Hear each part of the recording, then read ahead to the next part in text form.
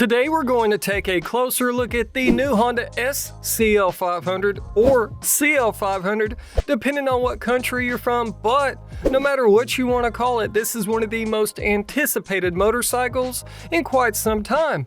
Why? Well, that's what we're going to dive into today. Oh, okay. As we go over everything you need to know about it, from the engine and drivetrain to the chassis and suspension, accessories and more when it comes to this new neo-retro styled Scrambler motorcycle. And with that being said, let us begin. Now first up, let's get into options.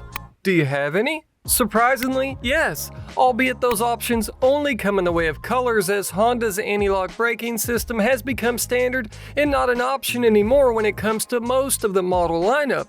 Now when it comes to those color options, we're getting all four that the rest of the world sees, right? Nope, we get the shaft yet again, and I really can't wrap my Kevin, stop. But on a positive note, at least we're not stuck with just one color like many other models, and those color options are candy orange and matte laurel green metallic. And I gotta say, if you're on the fence about this green from checking out pictures and videos, you really need to see it in person, as it completely changed my opinion once I laid eyes on her. I'm curious though, which is your favorite color, and do you wish American Honda imported any of those other options? Next up, let's get into the chassis and suspension. The CL500 is sporting a tubular steel trellis styled frame, and if it looks familiar, it's because the main frame is shared with the Rebel 500 and 300 models. But they changed up the subframe, wheels, tires, ergonomics, and more that we'll be diving into shortly, to which those changes didn't help when it comes to her curb weight, as she gained 11 pounds from the Rebel platform, making the CL500 tip the scales at 419 pounds, and here's how those figures stack up against some other models in the model lineup. Now, one of the best parts about the Rebel is that it opened up the door for a lot of vertically challenged people, but that was also a drawback for taller riders when paired up with the foot peg placement. And while the CL500 isn't as friendly for short riders, with its seat height being 3.9 inches taller and coming in at 31.1 inches, you don't have to be a giant to feel comfortable on it, and for me, the rider's triangle is a lot more comfy when comparing the CL against the Rebel, despite the pegs being moved further back and down.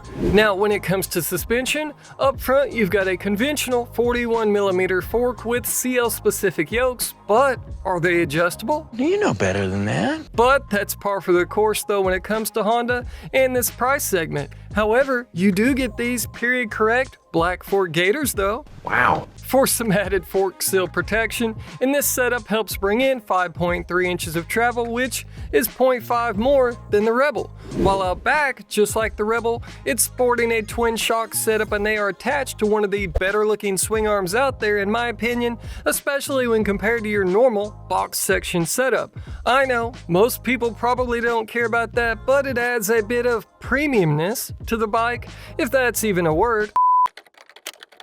Nope. You done messed up, Aaron! And those twin shocks help to bring in 5.7 inches of travel compared to 3.7 on the Rebel, and unlike the front, you do have preload adjustability to help dial in the rear shocks to your preferences. Then we've got your wheels working with that suspension, and they weren't just swapped over from the Rebel with its 16-inch setup front and rear, but instead it's sporting a 17 and 19-inch setup like the CB500X, which will definitely help for those that are wanting to hop off the pavement, but call me crazy, I don't see that happening with about 90% of these that are sold. But how many of these do you guys think will actually be taken off the beaten path? I do love the design on these wheels though, however it would have been cool to see Honda throw some spokes on there, but what do you guys think? And when it comes to rubber, you've got a 110 by 80 up front, just like the 500X, and out back a 150 by 70 with them being wrapped in Dunlop's Trail Max mixed tour tires. Now wheels and tires aren't going to do you any good if you can't stop them, and that brings us over to the brakes. Up front, the CL500 is sporting a rather lackluster setup when when compared to some of Honda's other 500 models, but are you guys okay with that if it helps keep the price down by a few $100?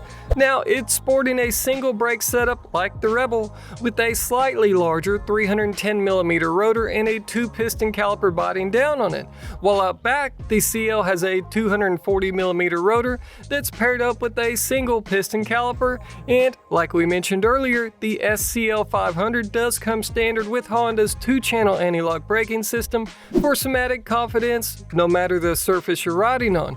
Plus, Honda claims to have optimized its settings for both pavement and dirt, so it's not a straight swap from the cruiser-based Rebel, despite sharing so many other components. Next up, let's get into the engine and drivetrain. The SCL500 has a 471cc dual overhead cam, 8-valve, liquid-cooled, 21-degree parallel twin-cylinder engine. And if this power plant looks familiar, it's because it's also shared with the Rebel 500, like we mentioned earlier, but also with the CB500F, CBR500R, and CB500X models, but it's not a straight copy and paste job between them all, as some of them have different peak performance numbers when it comes to horsepower and torque, and when it's delivered. Don't let those numbers and engine size fool you though. This thing punches above its weight class thanks to its power to weight ratio, helping it be a little peppier than what most people would think when comparing it against bikes with significantly larger engines. That's not to say I wouldn't mind a bit more horsepower thrown at them though, but what do you guys think? Back on topic though, the engine was originally developed back in 2013 for the CBR500R, CB500F, and CB500X trio, and Honda spared no expense in the development of this package. Its crankcase uses centrifugally cast thin-walled sleeves with an internal design that helps to reduce the losses that can occur with a 180-degree firing order. Plus, its cylinder head uses roller rocker arms, and you have a shim-type valve setup that allows for them to be as light as possible for lower valve spring load and reduced friction. And in an effort to reduce friction even more, you also have a silent SV cam chain that's had its surface of its pins treated with vanadium to reduce friction through its increased protection against dust. And we could really geek out on this engine, but it would end up putting most of you to sleep faster than I already have. Wake up. So we'll move over to what's helping you put the CL500's horsepower to the ground, and that's with a buttery smooth 6-speed transmission that's helping to turn a 520 chain with a 15 and 41 tooth sprocket, which is another change from the Rebel with its 40 tooth rear sprocket, helping to give the CL a bit more punch and in line with the gearing on the rest of the 500 models from Honda. You also have an assist slipper clutch that helps to reduce clutch pull by 30% and helps to keep the bike under control during deceleration. And thanks to Honda striving to build the most economical engines possible, this setup won't break the bank to maintain, as you can see here from the maintenance schedule. And tying in with how economical it is, when it comes to miles per gallon, this engine in the CL500 delivers 65 miles per gallon, and if we pair that up with the 3.2 gallon fuel tank that so many people seem to be unhappy with when it comes to design, you'll have a range of almost 200 miles before you're pushing it. Now, let's bounce around the bike and touch on a few different things. Storage. Do you have any? Nope, but that really shouldn't be a surprise to you these days, and thankfully Honda does have an answer for that with accessories, but we'll get into those shortly. Now, how about electronics and overall technology when it comes to the CL500? Well, she's pretty basic. Excuse me? But that's a good thing for many of us, as we're seeing more and more motorcycles these days with extremely complicated displays, Bluetooth this, an app for that, 10,000 different rider modes, and so on. The LCD gauge display on this is about as simple as it gets and was carried over from the Rebel with a gear position indicator and all the usual stuff from trip meters to fuel economy. And that simplicity carries over to the controls as well, with them being just like any standard motorcycle out there, so hopping on and familiarizing yourself with the controls won't take but a second, thanks to not having a million different rider aids and modes to flip through. And when it comes to lighting, you've got LED lights all around the bike that were carried over from the Rebel, and I gotta say, I'm not mad about that. because I think they flow pretty well with the bike despite being grabbed from the parts bin, but what do you guys think? Now, before we get into one of the best parts on the CL500, if you find my content helpful and or enjoy it, I know that last part is a stretch there, but if you'd like to help keep these videos coming, please consider checking out the join button below and some of these support links down in the description that also include discount codes for parts and accessories, which helps to keep this train chugging along, as without your support, my days are numbered.